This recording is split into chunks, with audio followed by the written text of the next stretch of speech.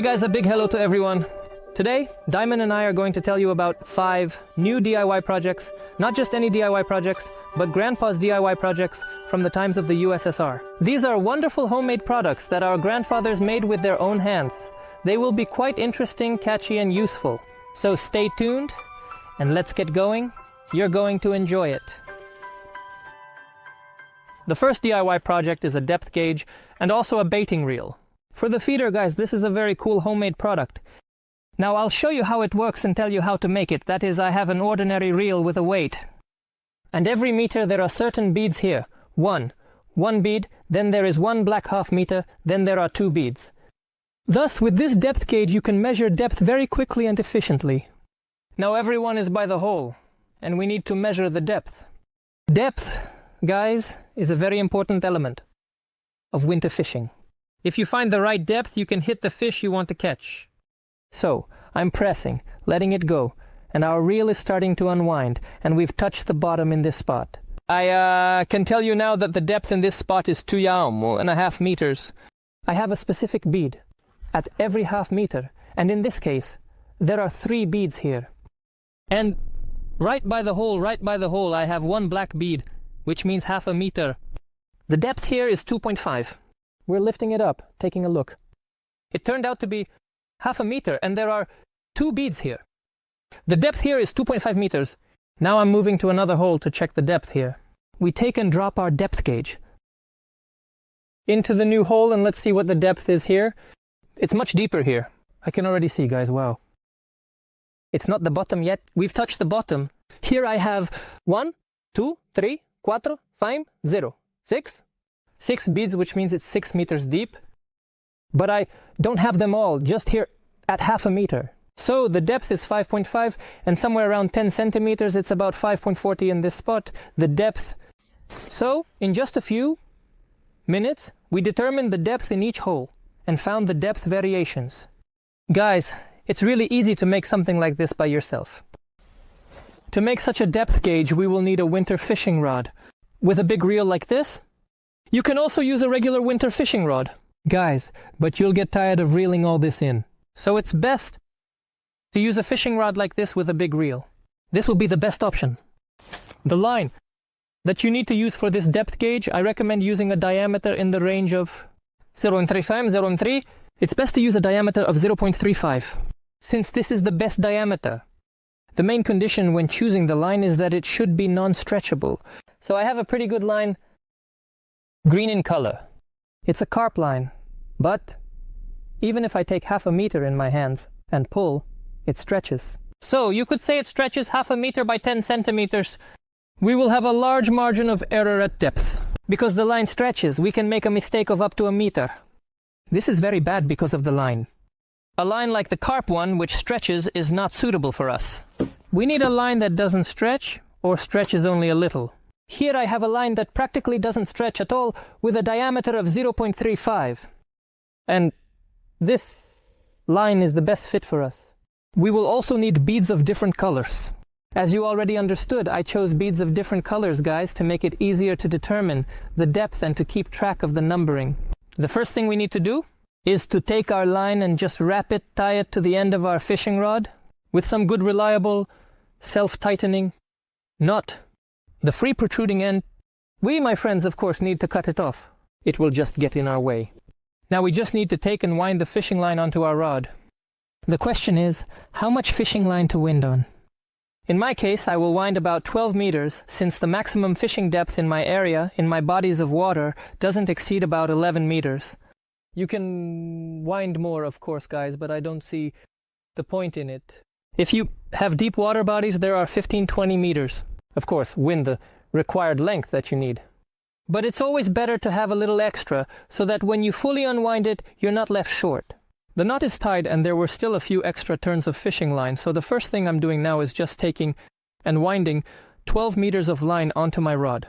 In our case, we don't need it for winter rods. So, this part, we don't need the stand, guys. We can also remove the stand.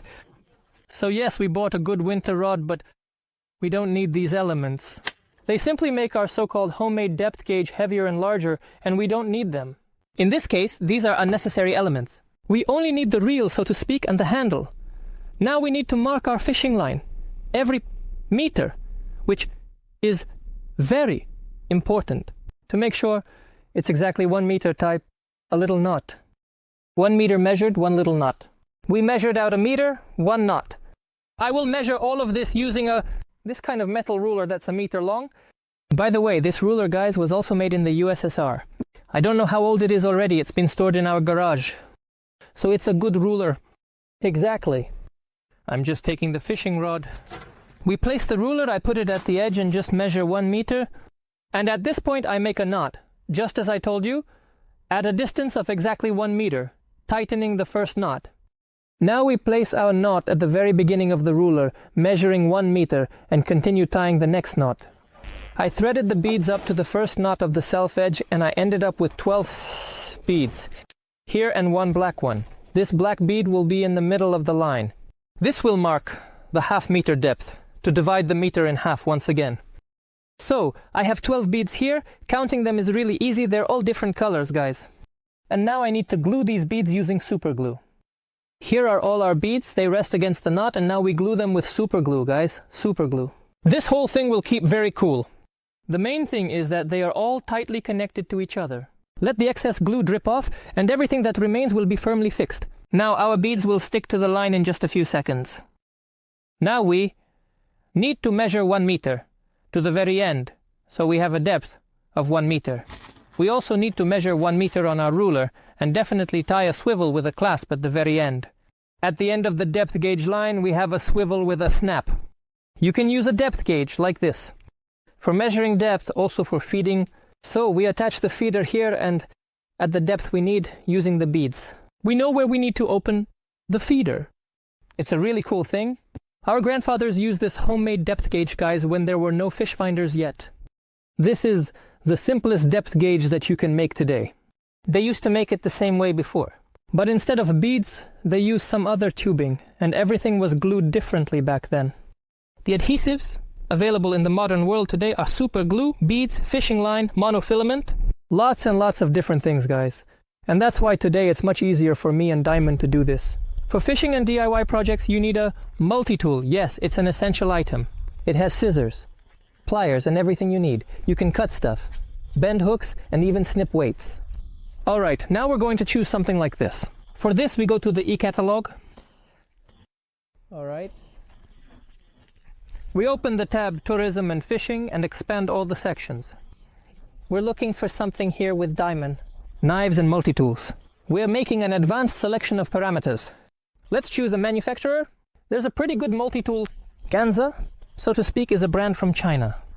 And we definitely need tools. Pliers, as I said, so you can really work with them and adjust things. Alright, let's take a look. There are a lot of multi-tools. Well, let's do it this way, Diamond. We'll choose the middle one correctly. Let's see which one is expensive. And the price quality matched. Let's say the Ganza is 202. So let's see that here we have 710, 520. 550, 520. That is, the price differs significantly. As always in stores, let's compare this multi-tool with some more expensive model. The Ganza is 301, so. We click, compare.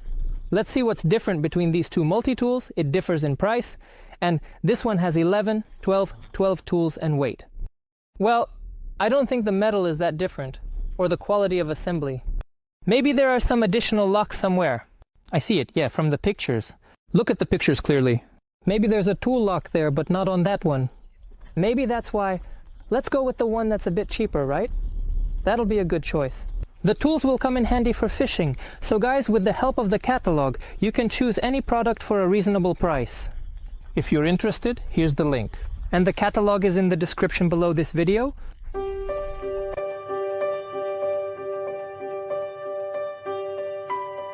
As I mentioned, our grandfathers were skilled craftsmen, and the simplest DIY project they had was a lure. From a coin? Well, let's drop it in, and now we'll show you how it works.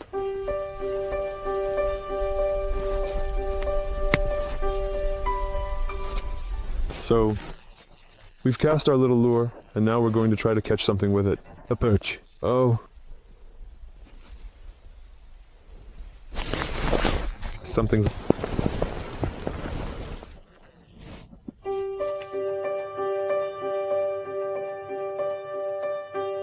we've cast our lure again. Let's try. Let's try.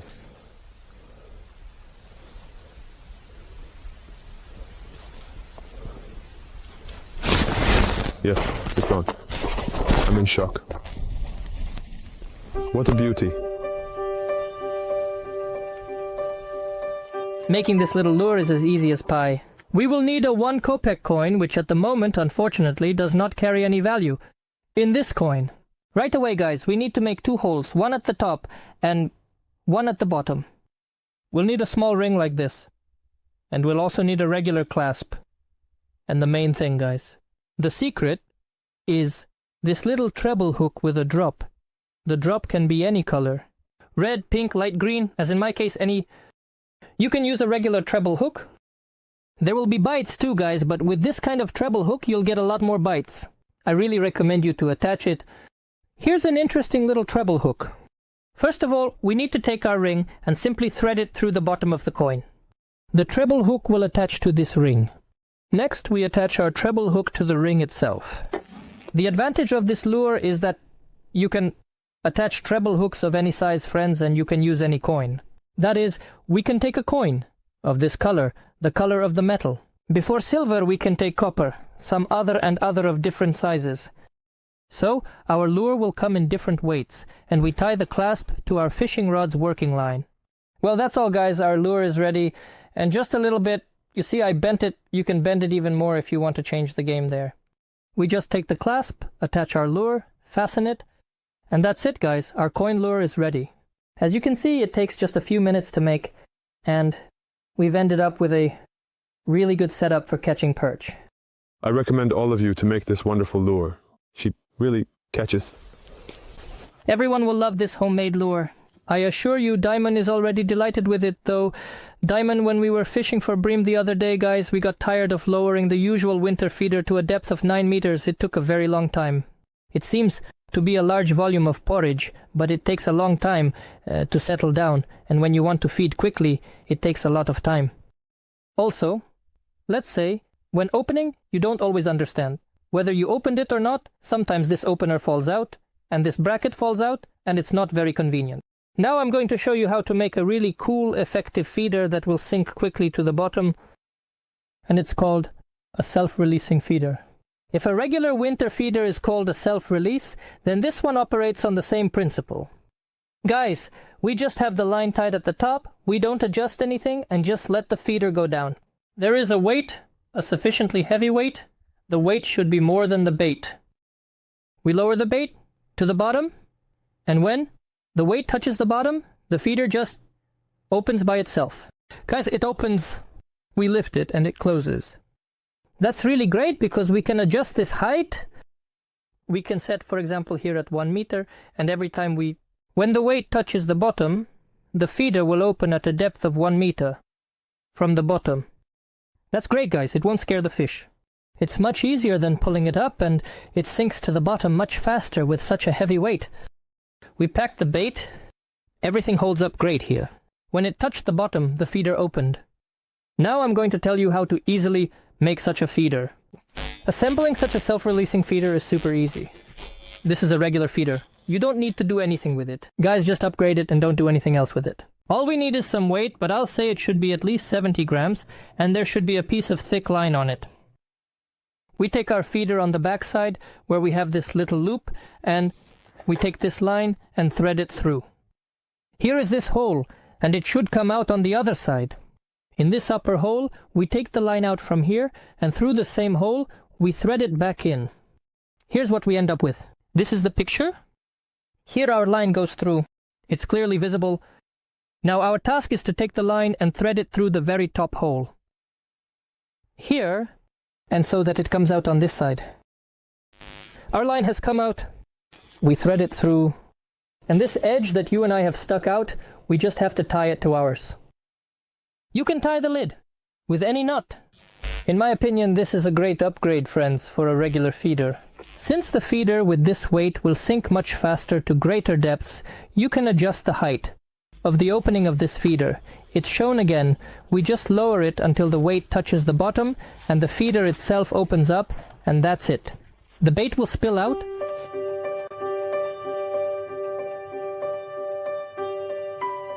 The next homemade product is an extractor. The extractor is needed to release your jigs and hooks and save the fish. This is a simple extractor made with loops like a spring. It is made quite simply, guys, and it is quite effective. Now I'll tell you how to use it and how to make it easily. To make such an extractor, we'll need some steel wire, guys, and pliers, or these round nose pliers, or any tool you have on hand. The wire shouldn't be too thick. At the same time, it should be stiff enough to easily pull out our hook. We will also need a blank. In my case, it's some thick wire, you could say, with a diameter of about 5 millimeters. We take the wire and tightly wind it around this base to make a spring. You need to wind it pretty tightly. As you can see, we make turns like this, well, tight. The number of turns, guys, is up to you. I think about 5 turns is enough. Now we take the wire off our blank. Our wire, we end up with something like this. Now using the tool, we straighten everything out. Like this. Oops. We can safely cut off this excess edge to 0. In principle, our extractor is ready. We just need to decide on the number of turns. I think we can easily remove 1 turn, leaving, say, 3-4 turns. That would be just right. How does this extractor work, guys? So, let's imagine this is our fishing line, and for example, we have a hook that the fish swallowed. We just take an extractor, wind it around our fishing line like this, wind it along this spring. It goes right to the edge. And now we can easily, you see, just lower our extractor into the fish's mouth and take out our hook. Once we've done all that, we pull it out just like we pushed it in, taking it out from here. And we unscrew our fishing line. Our fishing line is completely free now, and it's all really cool, guys. The extractor is made quite simply. I don't know why I hadn't come across it before. But this kind of old school homemade device with this kind of winding is really effective. It can really help you out when you really need to get the hook out.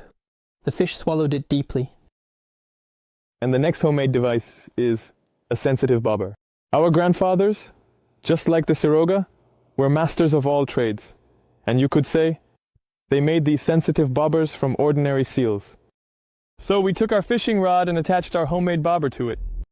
You can adjust its sensitivity by changing the length. Our bobber is very sensitive, and we can also use it with a jig, or a bomb, or a spoon, along with a thin bobber made from a car seal. I hope you all know what a seal is, guys. It's a sealing ring that is inserted into various moving, rotating mechanisms to prevent oil or grease from leaking out. So, here's our seal, and inside, as I mentioned, there's our spring. We carefully take it out from here using a nail or some other sharp object. Here's our little spring. In this case, my spring is currently covered in grease, and I'm going to go inside and clean it off from all this gunk. And in the end, guys, we ended up with this really cool little spring. It's connected here. We unfold it, and that's it. We have an excellent, super sensitive bobber that can be adjusted. The spring itself is quite stiff. You see, it doesn't sag under its own weight, but even the slightest touch will be clearly visible on it. Right now, I'm installing it on a winter fishing rod, and I'll show you how it looks in action. Here we have a winter fishing rod, and at the end I have this little rubber bulb. You could say we thread our bobber right into this bulb. It fits in here perfectly snug. Just exactly what we need. Another great thing about this bobber is that you don't have to thread the main line through the top or anything like that. You can just push it right into the bobber itself. Any line fits into the bobber, friends, and it slides smoothly without getting worn out because everything inside is tight and well fitted. It's made and comes out from this side, so our tackle will be as it should be. Sensitive, and even the slightest bites will be visible on our bobber. If you really want to, you can take some bright bead and put it on or glue it to our bobber. In this case, I have this little red one. It fits snugly. Either with the help of super glue, you can stick it on the wrong way. And so, as I said, it's a cool bobber made by hand. Well, friends, this is the selection of homemade products we have. I think you liked them, and you'll definitely give a thumbs up and subscribe to the channel if you haven't already. Diamond, what did you like the most? I like the feeder, that dump truck, or the self-discharging one, and also the extractor. As for me, I like the depth gauge. With it, you can quickly and easily measure the depth you need. Guys, the bead lure was the most precise lure from the very first request. The lure was really good from the start, and I also encountered a second one. And then there was a bit of a pause, but we had to change lunk. We just didn't want to do it anymore. Yes, it really does catch. Maybe because there is a hook with a droplet, it can really think good. And we saw how she played in Lunka. Yes, she is good. So guys, if you are interested, be sure to try to do something. They will be useful to you. All the best to you. See you soon. Bye all.